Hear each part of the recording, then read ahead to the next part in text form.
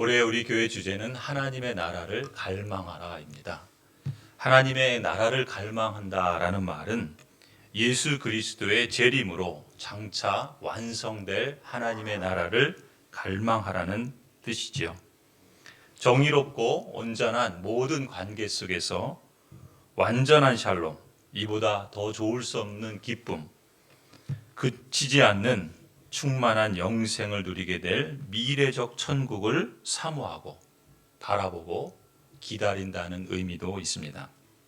이러한 하나님의 나라가 장차 올 것이며 예수 그리스도의 재림과 함께 완성된다는 말은 필연적으로 이 세상과 죄와 사단과 죽음에 대한 완전한 심판이 있을 것을 전제하지요. 따라서 하나님의 나라를 갈망하는 데 있어서 이미 임한 하나님의 나라 속에서 하나님의 통치 아래 사는 것도 중요하고, 동시에 최후 심판에 대한 성경 말씀과 이 말씀들을 수천 년의 역사 속에서 정통 교회가 믿고 고백한 사도적 가르침을 따라서 바르게 알고 장차 완성될 하나님의 나라가 임할 것을 기다리며 그것을 고백하는 것이야말로 성도들이 반드시 갖추어야 할 신앙의 내용이라고 봅니다. 여러분, 사람이 왜 구원을 받아야 합니까? 모든 사람이 예외 없이 죽음의 병에 걸려 있기 때문이죠. 로마서 3장 23절에 모든 사람이 죄를 범하였습니다. 그래서 사람은 하나님의 영광에 못 미치는 처지에 놓여 있습니다. 라고 말씀합니다. 하나님의 영광에 못 미치는 처지에 놓여 있다. 이 말은 이 땅에서 죽는다라는 뜻입니다. 그뿐만이 아니라 죽은 후에도 영원히 하나님의 진노 가운데 처하며 지옥에서 저주를 받는다라는 의미도 있습니다.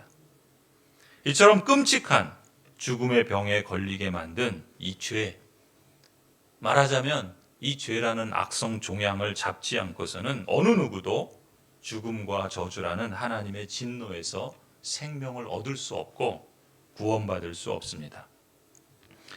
그래서 히브리서 9장 27절에 말씀하죠. 사람이 한 번 죽는 것은 정해진 일입니다. 그러나 그것이 끝이 아니라 그 뒤에는 심판이 있습니다. 이와 같이 그리스도께서도 많은 사람의 죄를 짊어지시려고 단 한 번 자기 몸을 제물로 바치셨고, 두 번째로는 죄와는 상관없이 자기를 기다리고 있는 사람들에게 나타나셔서 구원하실 줄 믿습니다. 한 번 죽는 것은 사람에게 정해진 것이요, 그 후에는 심판이 있는데 예수 그리스도께서 많은 사람의 죄를 짊어지시려고 단번에 자신의 몸을 제물로 드리셨다는 것이죠. 이로써 택하신 언약 백성들을 구원에 이르게 하셨다. 이것이 우리가 믿는 복음이지 않습니까? 그래서 예수 그리스도의 십자가는 하나님의 택하심과 부르심을 받은, 그래서 믿음으로 응답하는 언약 백성에게는 하나님의 능력이요, 하나님의 지혜인 줄을 믿습니다. 그런 점에서 오늘 우리는 이 세상과 죄, 그리고 사탄과 죽음에 대한 최후 심판에 대해서 성경이 무엇을 가르치고 있는가라는 것을 함께 살펴보려고 합니다. 최후 심판에 대한 성경의 가르침 첫 번째는, 신구약 성경은 공의 모두가 다 최후 심판에 대해서 반복해서 확고하게 말씀하고 있다는 사실입니다. 가령 유다서 1장 14절을 보면 이런 사람들을 두고 아담의 칠대손 에녹은 이렇게 예언하였습니다. 보아라, 주님께서 수만 명이나 되는 거룩한 천사들을 거느리고 오셨으니 이것은 모든 사람을 심판하시고 모든 불경건한 자들이 저지른 온갖 불경건한 행실과 또 불경건한 죄인들이 주님을 거슬려서 말한 모든 거친 말을 들추어내서 그들을 단죄하시려는 것이다 라고 말씀합니다. 하나님께서 모든 사람을 심판하신다는 것이죠. 유다서만이 아니라 전도서 11장에도 말씀합니다. 젊은이여, 젊을 때에 젊은 날을 즐겨라. 내 마음과 너의 눈이 원하는 길을 따라라. 다만 너가 하는 그 모든 일에 하나님의 심판이 있다는 것만은 알아라 라고 말씀합니다. 하나님의 심판이 있다는 것이죠. 전도서 12장 14절에도 말씀합니다. 하나님은 모든 행위를 심판하신다. 선한 것이든 악한 것이든 모든 은밀한 일들까지도 다 심판하신다라고 말씀합니다. 구약에서만 그런 것이 아니라 예수님께서도 친히 말씀하십니다. 마태복음 12장 36절에 내가 너희에게 말한다. 사람들은 심판날에 자기가 말한 온갖 쓸데없는 말을 해명해야 할 것이다 라고 하셨죠. 사도 바울도 고린도 후서에서 말합니다. 우리는 모두 그리스도의 심판대 앞에 나타나야 합니다. 그리하여 각 사람은 선한 일이든지 악한 일이든지 몸으로 행한 모든 일에 따라 마땅한 보응을 받아야 합니다. 디모데후서 4장에서도 말합니다. 나는 하나님 앞과 산 사람과 죽은 사람을 심판하실 그리스도 예수 앞에서 그분의 나타나심과 그분의 나라를 두고 엄숙히 명령합니다. 하나님께서 산 사람과 죽은 사람을 심판하실 것이다 라고 말씀하고 있죠. 성경은 신약 성경이든 구약 성경이든 모두가 최후의 심판에 대해서 분명하게 단호하게 선포하고 있다는 것입니다. 그리고 그 심판은 은밀히 진행되지 않습니다. 공개적이고 그리고 최종적인 심판으로 이루어질 것입니다. 노아 홍수 때 사람들이 노아의 심판 선포를 무시하면서 외면하면서 살았지만 사람들이 부정한다고 그걸 거부한다고 오는 심판이 없어지지는 않습니다. 마찬가지로 죽음을 부정한다고 죽음을 거부한다고 죽음이 예외인 사람이 있습니까? 그런 사람이 없듯이 한 번 사람이 죽는 것은 정해진 일이요. 그 뒤에는 심판이 있습니다. 이것이 성경이 신구약 성경 모두가 함께 강조하고 있는 말씀이죠. 그렇다면 두 번째로 누가 심판하실까요? 심판의 주관자가 누구신가? 그것은 바로 모든 천지 만물을 창조하신 하나님께서 이 심판의 재판장이 되시겠죠. 가령 창세기 18장에서 아브라함은 주 여호와를 뭐라고 표현합니까? 세상을 심판하시는 분이다 라고 고백을 합니다. 아브라함이 주전 한 2000년 정도, 지금 우리는 주후 2000년이잖아요.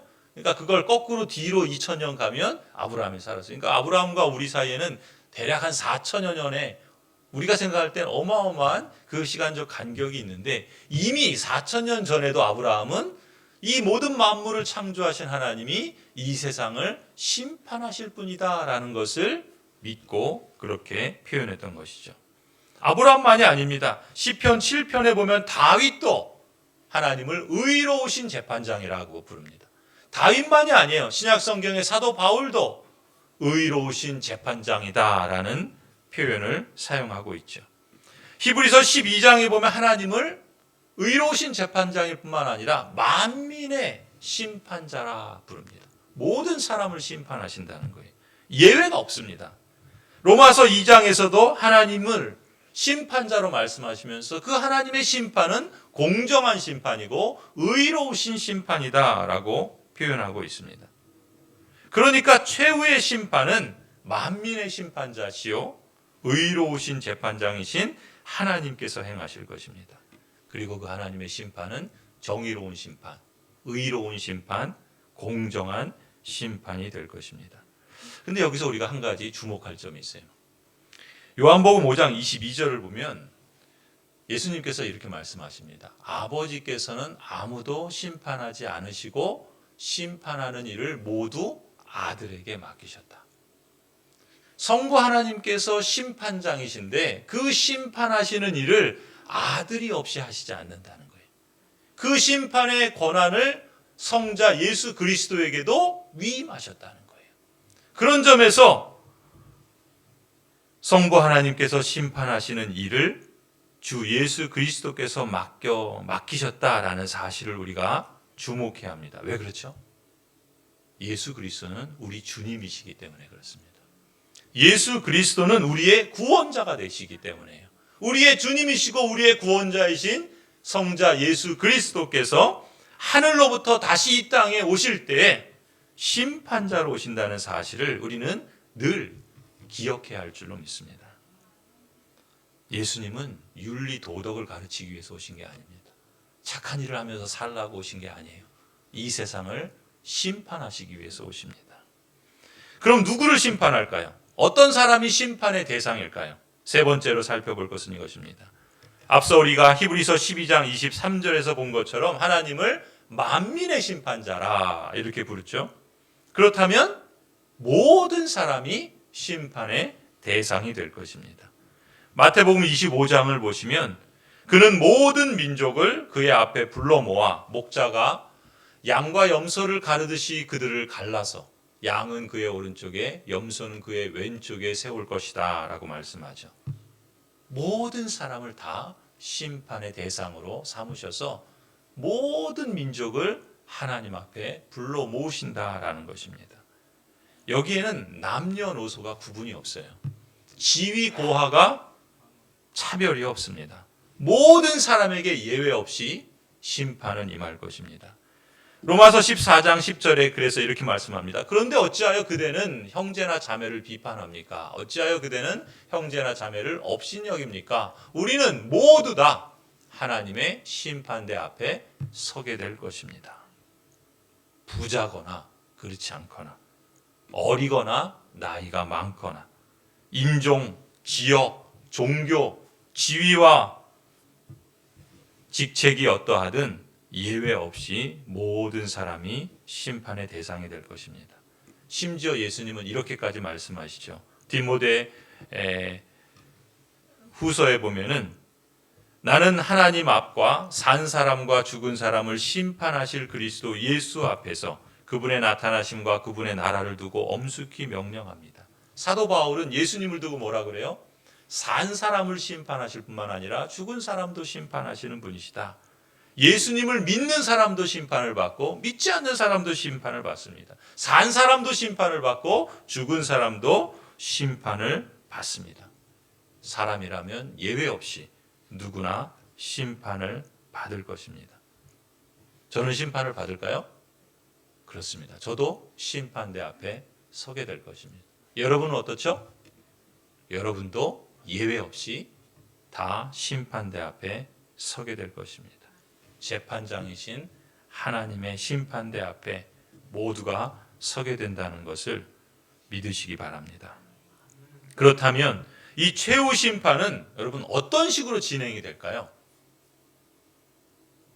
최후 심판에 대한 성경의 가르침들을 보면 심판의 과정에 대해서 말씀하시는데 여러분 혹시 이 법정에서 재판을 받아보신 경험이 있으신가요?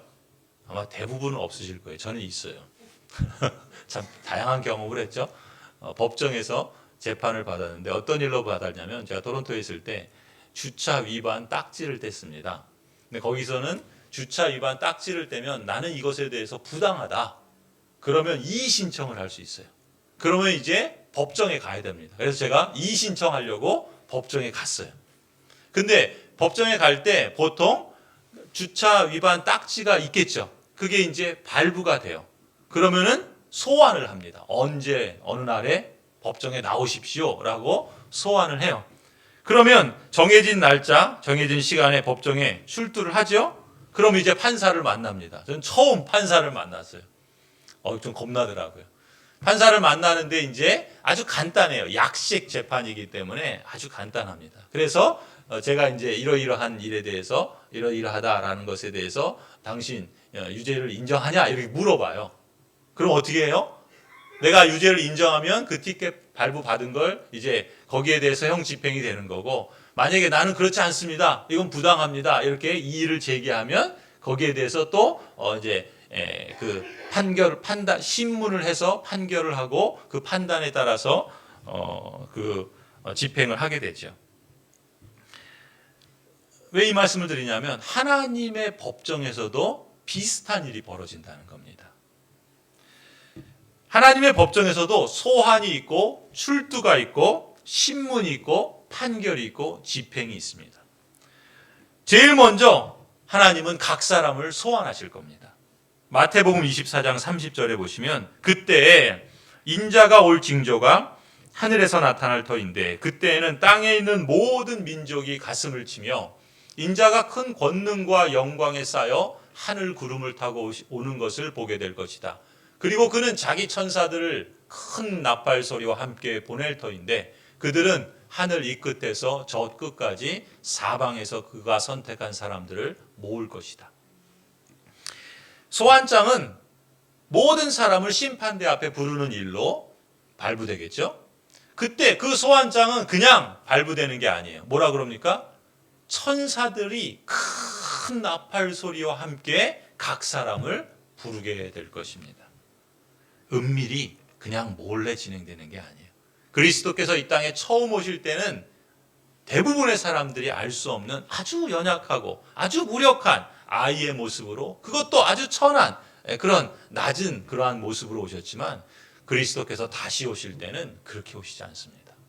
온 지구가, 온 인류가 다 알 수 있을 정도로 오시고, 그리고 그냥 조용히 오시는 것이 아니라 천사장과 큰 천군, 수많은 천군 천사들이 큰 나팔 소리를 외치면서 이 땅에 오실 것입니다. 그리고 모든 사람을 소환하는 거예요. 이렇게 천사장의 소리와 하나님의 큰 나팔 소리와 함께 소환장이 발부됩니다. 그럼 두 번째 어떻게 해야 돼요? 법정에 출두를 해야 되겠죠. 마태복음 25장 32절에 보면 그는 모든 민족을 그의 앞에 불러 모읍니다. 불러 모은 사람들을 어떻게 해요? 목자가 양과 염소를 가르듯이 그들을 갈라서 양은 오른쪽에 염소는 왼쪽에 세우실 것입니다.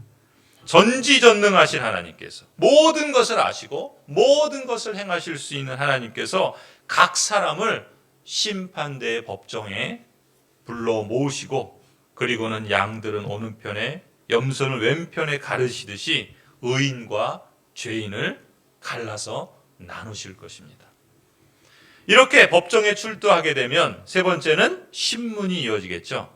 심판대 앞에 서게 되면 재판장이신 하나님께서 세세하게 묻습니다. 그리고 정확한 신문을 하십니다. 모든 것을 아시는 전지하신 분이시기 때문에 그렇겠죠. 그래서 하나님의 세세하고도 정확한 신문 가운데 각 사람의 모든 죄는 하나님 앞에 낱낱이 드러날 것입니다. 가령 제일 먼저 드러나는 게 뭘까요? 각 사람이 행한 모든 행위들이 여실히 드러날 것입니다. 전도서 12장 14절에 이렇게 말씀하세요. 하나님은 모든 행위를 심판하신다. 선한 행위든 악한 행위든 모든 은밀한 일들까지도 다 심판하신다라고 말씀합니다. 선한 행위도 하나님께서 드러내실 것이고 악한 행위도 하나님께서 드러내실 것입니다. 겉으로 드러난 것뿐만 아니라 아무도 모를 것 같은 은밀한 모든 일들도 하나님께서 심문하신다라고 말씀합니다. 크던 작던, 잘하였든 못하였든 각자가 맡은 일을 어떻게 행했는지, 어떤 삶을 살았는지 하나님께서 다 심문하신다는 것이죠. 자기 자신에 대한 일도 하나님께서 심문하실 뿐만 아니라 가족에게 행한 일, 이웃에게 행한 일, 모든 사람에게 행한 행위들에 대해서, 무엇보다 하나님께 대해서 행한 모든 행위들에 대해서도 하나님께서 심문하실 것입니다. 여러분, 재판관이신 하나님께서 심문하실 때 심문의 기준이 있겠죠? 그 기준이 뭘까요? 그것이 바로 하나님의 율법 말씀, 율법의 말씀입니다. 하나님이 주신 율법이 심문의 기준이 될 것입니다. 하나님께서는 교회와 성도들에게는 율법의 말씀을 통해서 명백하게 선언하셨죠. 하나님은 이 계시된 하나님의 말씀 속에 하나님의 율법을 선언해 주셨습니다. 그렇지 못한 사람들은 어떨까요? 율법의 말씀을 듣지 못한 사람, 율법의 말씀을 갖지 못한 그러한 이방 사람들은 어떻게 될까요? 그들도 예외는 아닙니다. 하나님께서 각 사람의 마음에 새겨놓으신 양심과 본성에 따라서 심문하실 것입니다. 로마서 2장 14절 15절을 보세요. 율법을 가지지 않은 이방 사람이 사람의 본성을 따라 율법이 명하는 바를 행하면 그들은 율법을 가지고 있지 않아도 자기 자신이 자기에게 율법입니다. 그런 사람은 율법이 요구하는 일이 자기의 마음에 적혀 있음을 드러내 보입니다. 그들의 양심도 이 사실을 증언합니다. 그들의 생각들이 서로 고발하기도 하고 변호하기도 합니다. 그러니까 모든 사람이 율법의 기준에 따라서 심판을 받는다는 거예요. 하나님께서 율법의 말씀을 들은 교인과 교회뿐만 아니라 율법의 말씀을 듣지 못한 그러한 이방 사람들에게도 그들에게 본성의 그 양심에 심겨주신 그 율법을 따라서 하나님께서 신문하시고 심판하실 것이다 라는 것입니다. 그래서 로마서 2장 12절에 이렇게 말씀하세요. 율법을 모르고 범죄한 사람, 난 율법을 모르니까 괜찮지 않냐? 그렇지 않습니다. 율법을 모르고 범죄한 사람은 율법과 상관없이 망할 것입니다. 율법을 알고 범죄한 사람은 마땅히 율법을 따라서 심판을 받겠죠. 율법과 상관없이 가령 양심을 따라서 망할 것입니다. 또 율법을 아는 사람은 마땅히 율법에 따라서 심판을 받겠죠.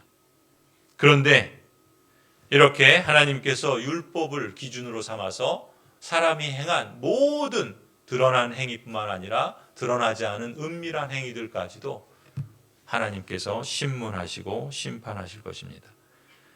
이런 재판장의 신문은 행위만으로 그치지 않죠. 각 사람이 말한 말도 하나님께서 신문하실 것이다 라고 말합니다. 마태복음 12장 36절이에요. 내가 너희에게 이르노니 사람이 무슨 무익한 말을 하든지 심판날에 이에 대하여 신문을 받을 것이다 라고 말씀하세요. 각 사람이 말한 모든 말에 대해서 무익한 말조차도 심판날에 하나님께서 신문하실 것이다. 유다서 1장 15절에도 이렇게 말합니다. 이것은 모든 사람을 심판하시고 모든 불경건한 자들이 저지른 온갖 불경건한 행실을 심판하실 뿐만 아니라 불경건한 죄인들이 주님을 거슬러서 말한 모든 거친 말들도 들추어내셔서 그들을 단죄하실 것이다 라고 말씀하십니다. 그리고 각 사람이 했던 모든 생각, 마음에 품었던 은밀한 것까지도 하나님께서 신문하시고 드러낼 것이다 라고 말씀하십니다. 고린도전서 4장 5절이에요. 그러므로 여러분은 주님께서 오실 때까지는 아무것도 미리 심판하지 마십시오. 주님께서는 어둠 속에 감추인 것들을 환히 나타내시며 마음속의 생각까지도 드러내실 것입니다. 그때의 사람마다 하나님으로부터 칭찬을 받을 것입니다.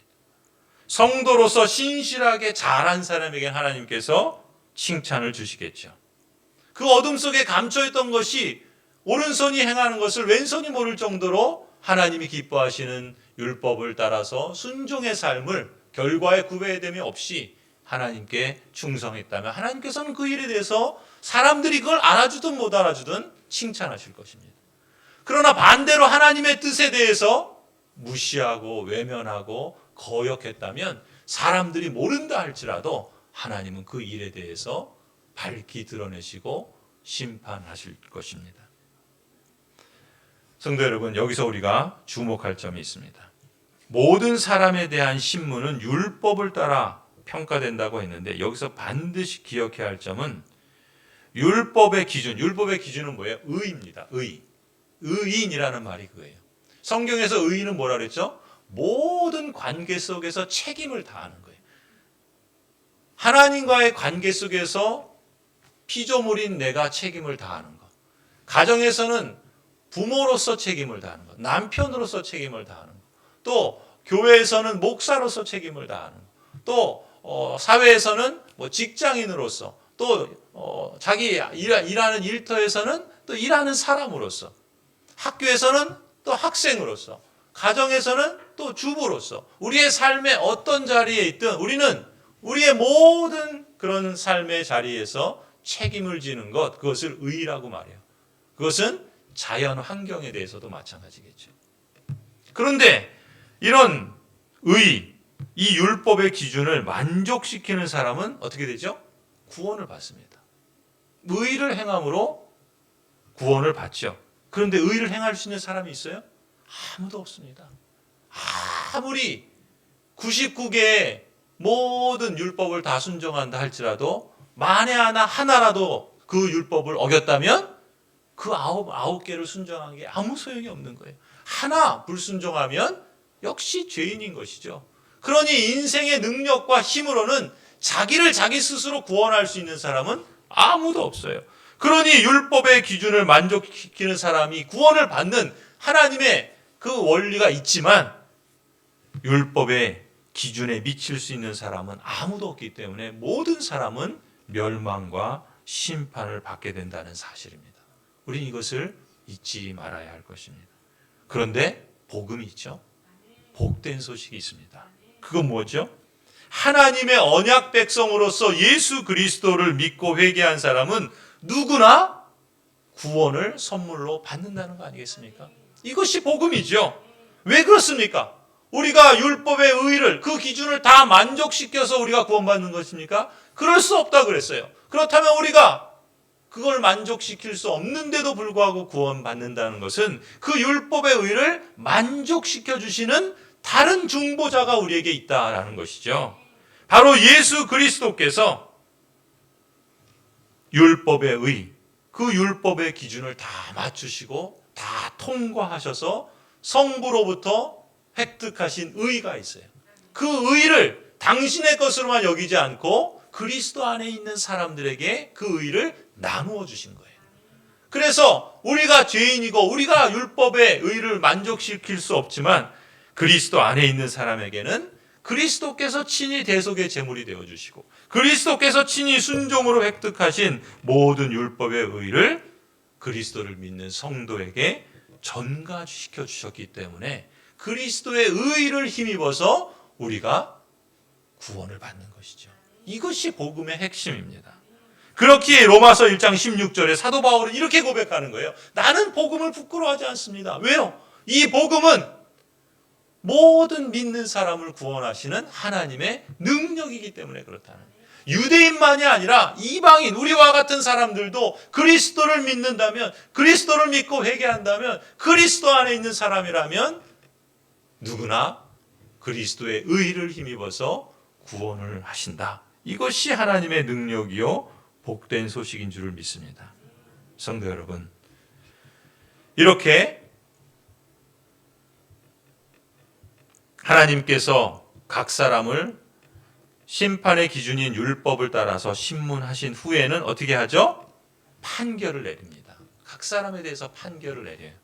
그래서 각 사람을 율법의 의의를 기준으로 신문하신 후에 하나님께서 각 사람에게 판결을 하시는데 마태복음 25장을 보세요. 34절에 그리고 41절에 그때의 임금은 자기 오른쪽에 있는 사람들에게 말하기를 내 아버지께 복을 받은 사람들아 와서 창세 때로부터 너희를 위하여 준비된 이 나라를 차지하라. 하나님께서 복의 판결을 내리십니다.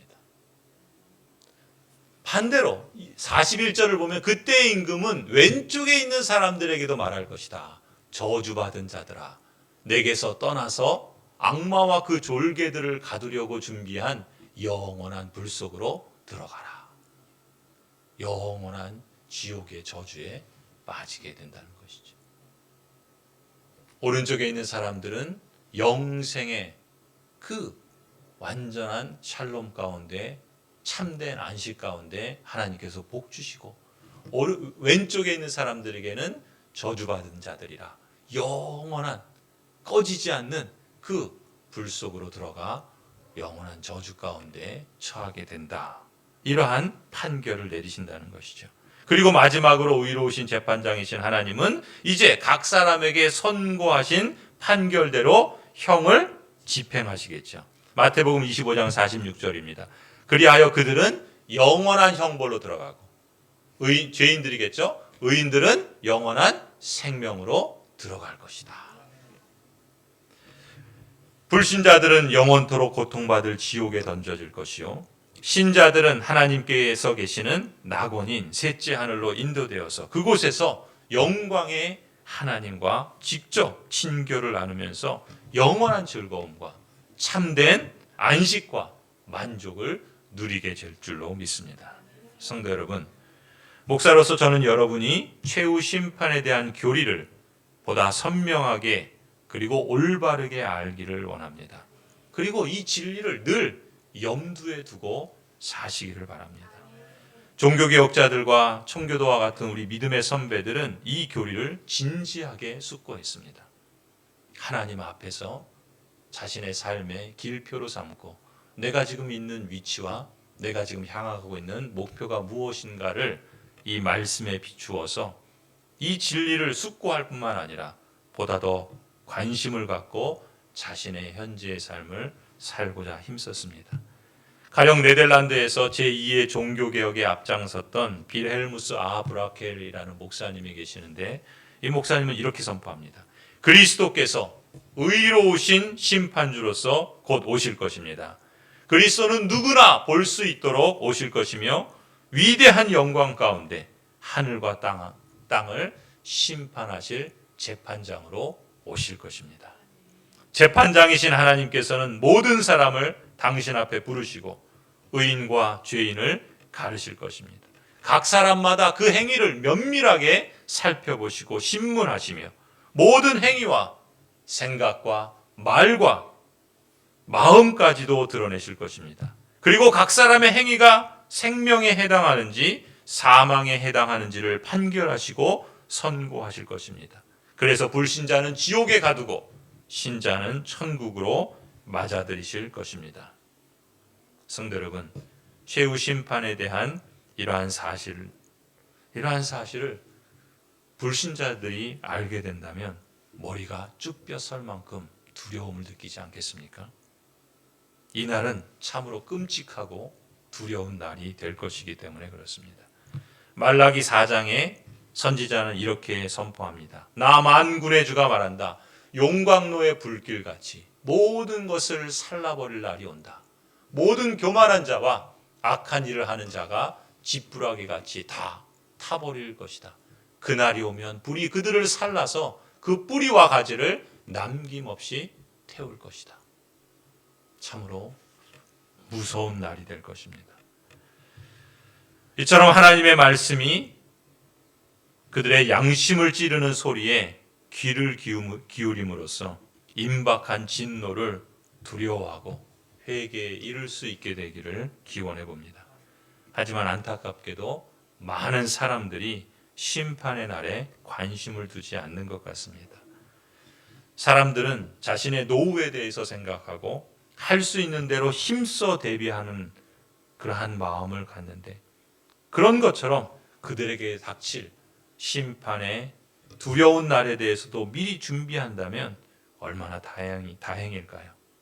그런데 이러한 대비에 대해서는 전혀 관심이 없다면 이보다 더 안타까운 일이 어디에 있겠습니까? 성도 여러분, 여러분은 그렇지 않으리라고 봅니다. 예수 그리스도 안에 있는 여러분들은 심판주로 오시는 주님의 재림을 기다리면서 하나님의 나라를 더 갈망하고 사모하고 기쁨으로 그날을 고대하시리라고 믿습니다. 데살로니가전서 4장에 이렇게 말씀합니다. 주님께서 호령과 천사장의 소리와 하나님의 나팔 소리와 함께 친히 하늘로부터 내려오실 것이니 그리스도 안에서 죽은 사람들이 먼저 일어나고 그 다음에 살아남아 있는 우리가 그들과 함께 구름 속으로 이끌려 올라가서 공중에서 주님을 영접할 것입니다. 이리하여 우리가 항상 주님과 함께 있을 것입니다. 그러므로 여러분은 이런 말씀으로 서로 위로하십시오. 베드로전서 1장에서 사도 베드로가 성도들을 위해서 이렇게 기도합니다. 베드로가 성도들을 위해 기도하는 것처럼 저 역시 하나님께서 여러분의 믿음을 연단시켜 주시기를 기도합니다. 그래서 불로 단련하지만 결국 없어지고 마는 금보다 더 귀한 것이 되게 하시고 예수 그리스도께서 나타나실 때에 여러분에게 칭찬과 영광과 존귀를 얻게 해주시기를 간절히 축원합니다.